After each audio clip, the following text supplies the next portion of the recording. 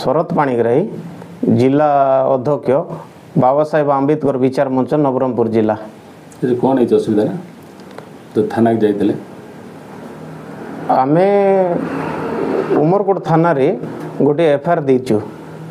उमरकोट रो DN के निवासी सत्यव्रत सामल नामक व्यक्ति सी भारत रत्न संविधान निर्माता डॉक्टर बाबा साहेब भीमराव आंबेडकर प्रति जो अरुचिकर आउ असंवैधानिक आउ अपमान सूचक मंतव्य जो प्रदान करिसंती सामाजिक गणमाध्यम रे से संबंध रे उमरकोट थाना रे गोटे आमे एफआईआर देइथिलु।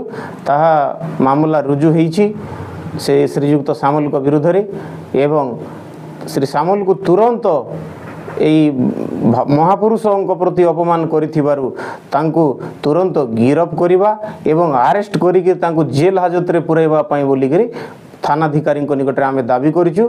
से आमको प्रतिश्रुति देइचंती यथाशीघ्र आवश्यक पदक्षेप नेबे बोली। आउ आगामी दिन में जदि यथाशीघ्र जदि पुलिस पदक्षेप न नियंती ताहेले बाबा साहेब आंबेडकर विचार मंच समस्त संगठन युव छात्र महिला शाखा समस्ते मिसी आमे बाध्य होई राजरास्ता को ओल्हेबू एवं आंदोलन करने को पछेबू नहीं।